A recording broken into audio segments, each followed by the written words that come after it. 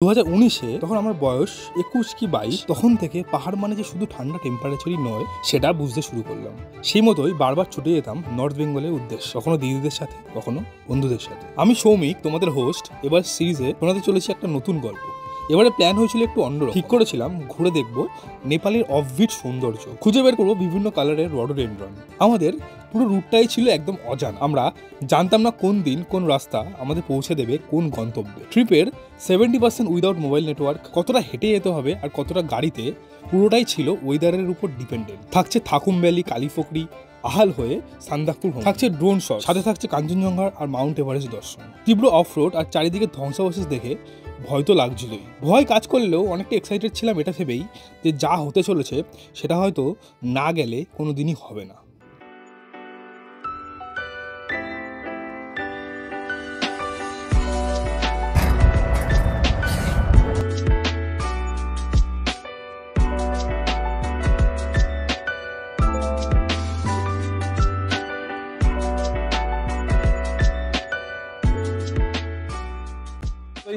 আমাদের আবার journey start হয়ে গেল। পৌঁছলাম শিয়ালদা স্টেশনে, আর এখন ঘুরতে সময় 7টা বাজে মোটামুটি। আমার ট্রেন এবার কাঞ্চনকন্যা। প্রত্যেকবার আমরা উত্তরবঙ্গে যাই, এবার ডেস্টিনেশনও চেঞ্জ। প্রত্যেকবার আমাদের এনজেপিতে নামতে হয়, এবার আমরা নামবো নকশালবাড়ি। আর এই যে হ্যালো গাইস, আমাদের এখন থেকেই টায়ার্ড হয়ে গেছে।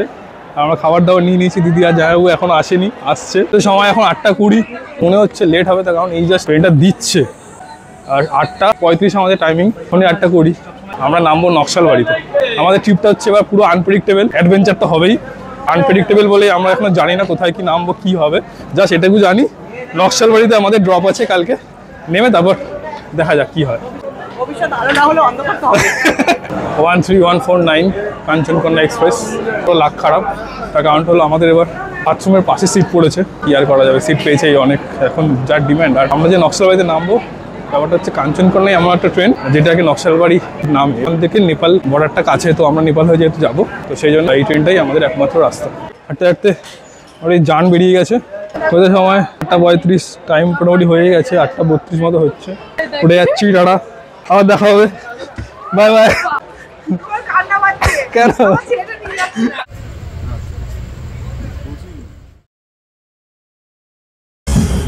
Good morning from Thakurganj. আমরা ঢুকবো আর আধ ঘন্টার মধ্যেই নকশালবাড়িতে। ঠাকুরগঞ্জের পরের স্টেশনই নকশালবাড়ি, মাঝখানে দুটো স্টেশন আছে, ওগুলোতে দাঁড়াবে না। তো নকশালবাড়িতে সময় ছিল 7:30, কিন্তু আধ ঘন্টার মতো লেট আছে, তো দেখা যাক কখন ঢোকে। নকশালবাড়ি থেকে আধ ঘন্টা থেকে 45 মিনিট মতো আমাদের জার্নি আছে গাড়িতে। তারপরে আমরা নেপাল যখন ঢুকে যাবো তখন আবার আমাদের আরও 7 ঘন্টা মতো ওখানে জার্নি আছে।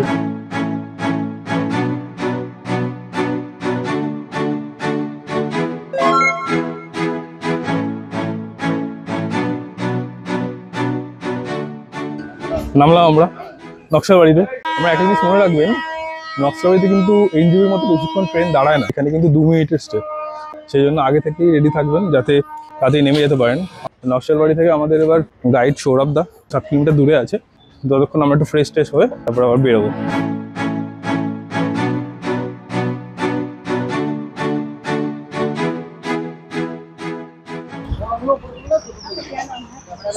আমরা বেরোচ্ছি স্টেশন থেকে। এরপরে আমাদের গাড়িতে করে যাবো চেকিংয়ে, বর্ডার চেকিং হবে, তারপরে আমরা বেরোবো নেপালে। শিল্পা ভাইয়া আগে তো লেনে। আমরা আছি এখন নেপাল বর্ডারে। বর্ডার থেকে আমরা অনেকটাই দূরে আছি, তার কারণটা হচ্ছে বর্ডারের ওখানে আমরা রেকর্ডিং করতে পারবো না, ওখানে প্রহিবিটেড পুরো। ইভেন যখন আমরা বর্ডার বেরোচ্ছিলাম তখন আমাদের সবকিছু স্ক্যানিং হলো, ব্যাগ বাগের সবকিছু স্ক্যানিং হলো।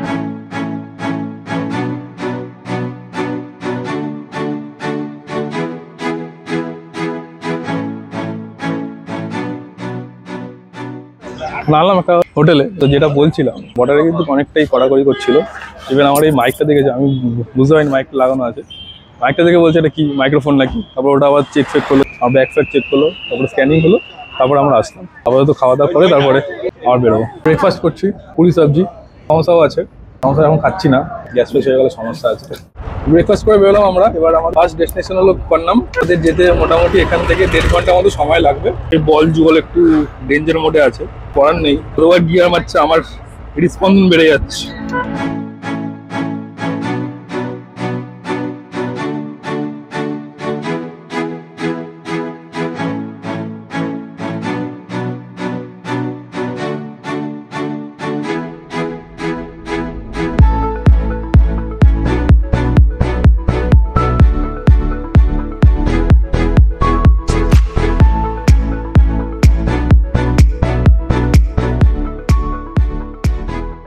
আমরা নামলাম কন্নামে, দারুণ লাগছে এখান থেকে। এই যে এখানে কাঞ্চনজঙ্ঘা রেঞ্জ দেখা যাচ্ছে, ক্যামেরাতে জানি না কতটা বোঝা যাচ্ছে, তো যেখানে আমরা যাচ্ছি ওখান থেকে আরো বেটার দেখা যায়। চলো তাহলে যাওয়া যাক। আমাদের এখানে দুটো রাস্তা ছিল, পুরো খাড়াই রাস্তাটা আর এখান দিয়ে হচ্ছে সমতল দিয়ে রাস্তাটা। তো আমরা ডিসাইড করলাম এই খাড়াইটা দিয়ে যাবো, তো অ্যাডভেঞ্চার করছি।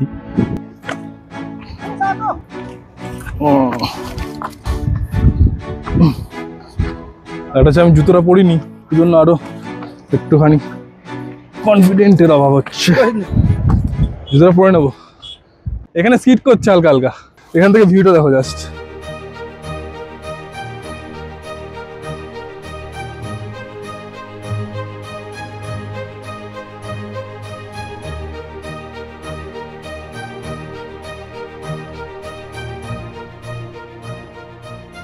যেটা তোমাদের বলছিলাম, মেন প্ল্যানটা হলো ডে ওয়ান হচ্ছে নকশালবাড়ি থেকে নেমে আমরা কাকরভিতা থেকে কোন্নাম, যেটা এখন আমরা কোন্নামে আছি, নাইট সাইড দিয়ে লালি খাটাতে হবে। রাস্তায় কোন্নাম পড়ছে আর বেশ কিছু সাইড সিনের জায়গা আছে, সেগুলো ঘুরে ডে ওয়ানটা কমপ্লিট করবো। আমরা যে রুট দিয়ে যাচ্ছি সেই রুটটা এক্সপ্লোর্ড নয়, ভার্জিন বলতে পারো। নেপাল মেহে তো নেপালি গানাই তো চলেগা। এটা হচ্ছে মাইকা, এখান থেকে অভ্র পাওয়া যায়, এটা ঘষলে অভ্র বেরোয়। আমরা নেমে যাচ্ছি কন্নাম থেকে।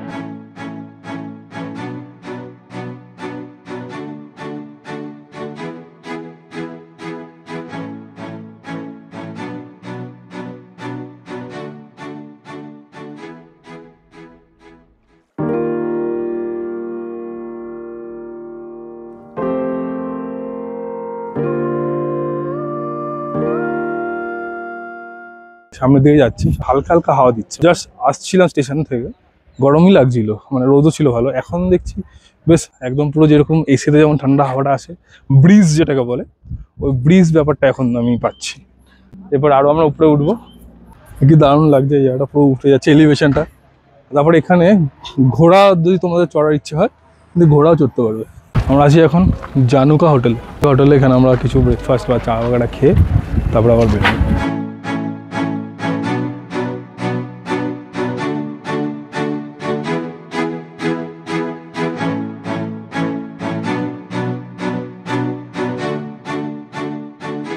এখানে অনেকগুলো ঘোড়া আছে, তোমরা এখানে হর্স রাইডও করতে পারো। কন্নাম থেকে বেরিয়ে গেলাম আমরা, এবার আমরা লালিখাটার রাস্তায় যাচ্ছি।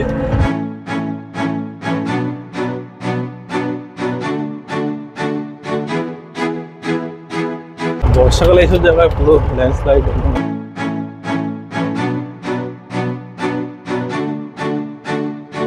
আমরা দাঁড়ালাম ইলাম জেলার একটা গ্রামে, আর গ্রামের মধ্যে দিয়ে আমরা যাচ্ছি, মানে আমাদের একটু টায়ার্ড ফিল হচ্ছিল, অনেকক্ষণ ধরে আমরা গাড়ির মধ্যে ছিলাম, তো ওই জন্য। এটা কিসের উপরে কি আছে এখানে? মূত্র বিসর্জন করতে যাচ্ছি। আচ্ছা, sunset paints the sky in a fiery glow. Mountains rise up, touching clouds above. Valleys below, filled with whispers of love. On this road, every seed's a delight. From sunrise to starlight, day to night. Nature's canvas unfolding so grand. In this journey, we're living unplanned. City streets pulse with energy so bright. আমরা আছি এখন রাকে বাজারে। এখান থেকে যদি কোনো রকম shopping করার হয় বা যদি লিকার বাগেরা কিছু কেনার হয়, এখান থেকে কিন্তু পাওয়া যায়। ঘড়ির সময় এখন নেপালি সময় 3:05 আর ইন্ডিয়ান সময় 2:50 বাজে, 15 মিনিট এগিয়ে নেপালি সময়। এখান থেকে লালিখাতা আর 1 ঘন্টা সময় করে গিয়ে ওখানে লাঞ্চ বাগেরা সব কিছু করবো। মোটামুটি 4টে 4:30 নাগাদ আমরা লাঞ্চ করবো আর কি। ঘুরতে বেরোলে একটু তো সহ্য করতেই হবে। নেম্বার প্লেটগুলো দেখো নেপালি ভাষা লেখা। পাহাড়ে দেখছি অটো চলছে, অটোগুলো জানি না কিরকম স্ট্রেংথ হয় বা ইঞ্জিনগুলো হয়তো ডিফারেন্ট। কিরে আমি তো জোশ।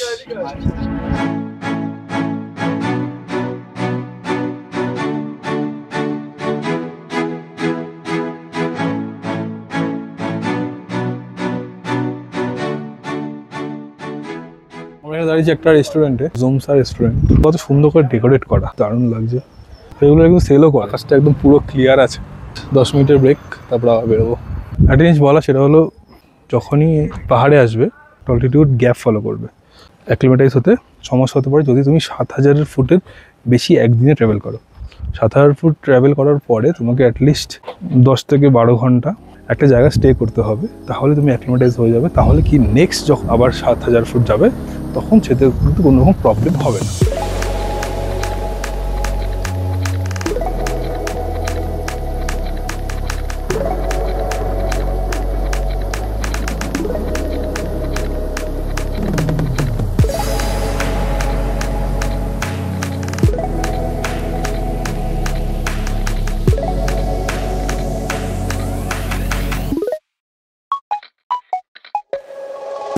আপাতত আমরা পৌঁছলাম লালি খারকা। কি সুন্দর সাজিয়েছে। নমস্তে। নমস্তে। Thank you so much. আমাদের সুন্দর এটা দিয়ে ওয়েলকাম করানো হলো। এবার আমরা খেতে বসবো, লাঞ্চ হবে আমাদের। আর আমাদের হোমস্টে দাও কি সুন্দর, কি সুন্দর করে সাজানো, সেটাই আমি দেখছি। আর এখানে ভিউটাও জাস্ট অসাধারণ। এখানে একটা দোলনাও আছে, এখানে হাঁস আছে। Thank you. কি সুন্দর দেখো, হাতে সাজিয়ে দিয়েছে। এটা ফুলকপি, ফুলকপি এটা শাক। আঙ্কাল সব অর্গানিক। এটা হচ্ছে লেটিস আর স্যালাড দিয়ে করেছে, আর স্যালাডটা পুরো সুন্দর। আর এটা একটা আচারের মতো, একটা ভেন্ডি ভাজা, আর এখানে দিয়েছে হচ্ছে ডিম। আর এখানে সুন্দর ডাল করে সাজানো যে আর খেতে ইচ্ছা করছে না, আমি এখনো রেখে দিয়েছি ইনট্যাক্ট। ये চাটনি নেপালি কা নেপালি কা স্পেশাল চাটনি। আমরা হোমস্টে থেকে বেরিয়ে এবার বাইরেটা একটু এক্সপ্লোর করতে যাচ্ছি। তো চলো আমরা আবার হাইকিং এ যাচ্ছি। এই যে মোস্ট আনহেলদি পারসন একটুখানি হেঁটে হয়ে গেছে শেষ। আমাকে বিষাক্ত মানুষ বলছে, আমি জানি না কতটা বিষাক্ত, তোমরাই বলো। এটা কি দারুণ লাগছে পেছন দিকটা, এই দিকটায়। এদিকে উঠে এদিকে যাবো। হাউ ইজ দ্য জোস? লো হাউ ইজ দ্য জোস?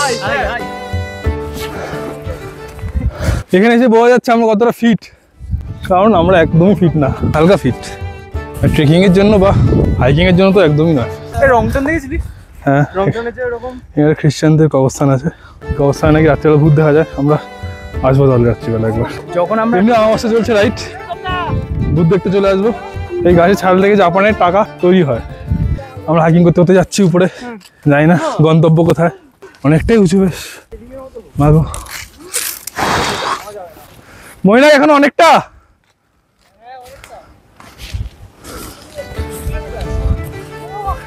চলো। হাউ ইজ দ্য জোস? মিডিয়াম।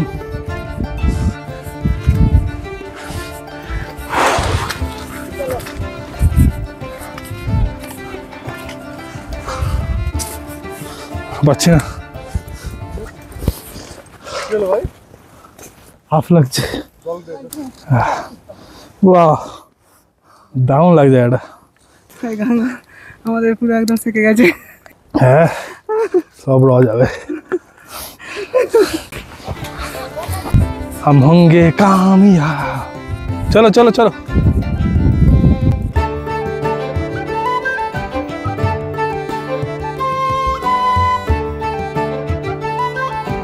হাইকিং এর একটা টিপস হলো, না বেশি জোরে হাঁটবে না কম জোরে হাঁটবে। পেছনে কে আছে বা সামনে কে আছে তাদের তো দেখার দরকার নেই। তুমি তোমার মতো স্পিডে হাঁটবে, তাহলে কম ক্লান্ত হবে।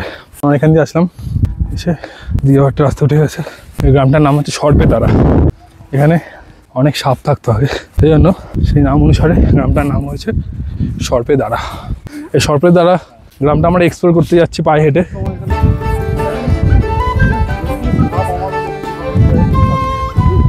এইটা দিয়ে পুরো কাঞ্চনজঙ্ঘা রেঞ্জটা দেখা যায়। বলো এখন পুরো হেজ হয়ে গেছে, দেখা যাচ্ছে না। এখন ঘড়িতে সময় 5:30 বাজতে যায়। সরপেতারা ভিউ পয়েন্ট, যেটা পেছন দিকটা, এই দিকটা দিয়ে একদম দারুণ একটা সানসেট হচ্ছে। সামনেটা পুরো একদম ভ্যালি টাইপের, কিন্তু ভ্যালি নয়, অসাধারণ একটা ভিউ। ওইদিকে সৌরভ দা, থ্যাংক ইউ। হাই বল দিজিয়ে, হাই বল দিজিয়ে।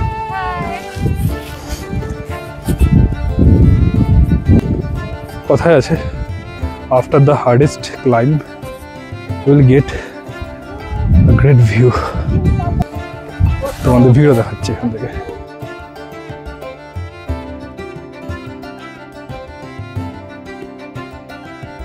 আবার একটু যাচ্ছি সামনের দিকে, দেখি কি আছে এক্সপ্লোর করতে।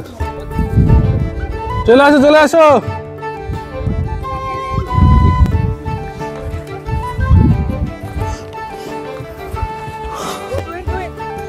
কি তুই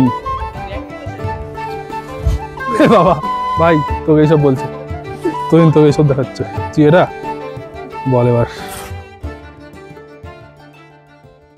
টাইম ওয়েস্ট করিস না, এখানে খুব তাড়াতাড়ি সন্ধ্যে নেমে যাবে, চুপ করে সন্ধ্যে নেমে যাবে, বুঝতে পারবো না।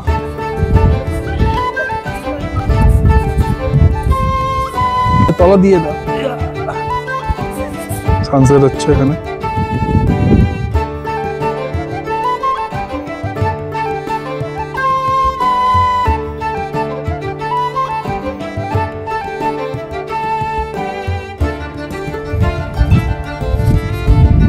হাই হাই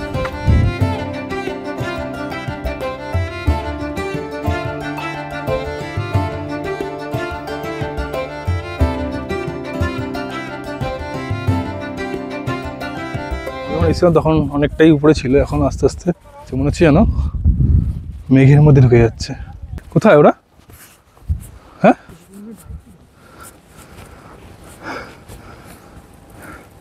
কোথায় তোমরা? কিস করে দে। কোন দিকে গেছে ওরা? ওরা তো মনে হয় এদিক দিয়ে গেছে মনে হয়। শিলুদা মৈনাক ওই তো আসছি আসছি, ওই দিকে আমরা অন্যদিকে চলে এসেছিলাম, অচেনা জায়গায় হারালে খুব সমস্যা, আর এদিকে এটা নেপাল, আরো সমস্যা। দেখো একটা পপ্পি, আমরা ফিরছি, নিচের দিকে নামবো। ও মাই গড, দিকটা পুরো ঢালু, আস্তে আস্তে নামতে হবে এই দিকটা।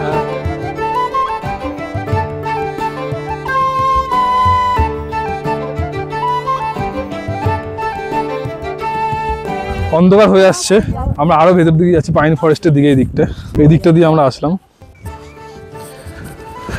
এখান দিয়ে আরো নিচে নেমে যাচ্ছি আমরা। জানি না এরপর আবার আমাদের এদিকে উঠতে হবে কিনা, তাহলে আমরা শেষ। তবে এখন কিন্তু আর বেশি প্রবলেম হচ্ছে না। ফার্স্ট টাইম যখন উঠছিলাম তখন প্রবলেমটা বেশি হচ্ছিল, তারপরে যখন এরপরে যে একটুখানি ট্রেল আমরা আসলাম উঠে, সেটা কিন্তু কোনো প্রবলেম হচ্ছিল না, কারণ সয়ে গেছে ব্যাপারটা। অন্ধকার নেমে আসছে আস্তে আস্তে, আমরা নামছি নিচের দিকে। আমরা এখানে প্ল্যানিং করছি ডিনারে কি খাওয়া দাওয়া হবে। আমরা রুটি আর চিকেন বলে দিয়েছি। ঘুরতে সময় এখন 6:15 বাজতে যাচ্ছে। এখানে দেখো কি সুন্দর ধাপ কেটে কেটে বাড়ানো হয়েছে, চাষাবাদগুলো করা হয়। নামছি, দাঁড়া, আস্তে আস্তে আস্তে আস্তে, slow but steady wins the race.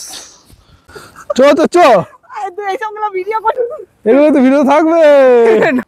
আস্তে আস্তে আস্তে জমির আল দিয়ে আমরা হাঁটছি। আগে মা বাড়িতে হেঁটেছিলাম আল দিয়ে, এখন পাহাড়ে এসে আল দিয়ে নামছি। দরকার ভাই ইন্সপিরেশন। আস্তে আস্তে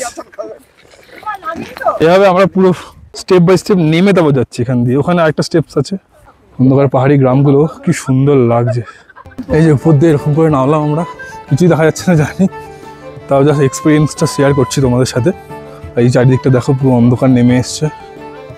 ঘড়িতে জানি না দেখতে পাচ্ছ কিনা, 6:30 বেজে গেছে, 7টা বাজতে যাচ্ছে। এ বলে বোঝানো যাবে না, ক্যামেরা জাস্টিফাই করতে পারে না এইসব জিনিসগুলো। আর দূরে ওই যে দেখা যাচ্ছে পাহাড়ে লাইটগুলো কি সুন্দর লাগছে, মনে হচ্ছে পুরো জোনাকি পোকা জ্বলছে আকাশে। এরকম অ্যাডভেঞ্চার ফার্স্ট দিনেই আমরা পাচ্ছি। হাউ ইজ দ্য জোস? সামনের দিকে তাকিয়ে হাঁটি, নাহলে সমস্যা আছে। দারুণ জিনিস দেখতে পাচ্ছি। মাঝখানে তো একদম it looks like a necklace. একটা লকেটের মতো নেমে এসে গোল হয়ে গেছে। পাহাড়ের সব আলোগুলো জ্বলছে বাড়ির, দারুণ লাগছে। ফিরলাম আমরা আমাদের হোমস্টেতে ডে 1।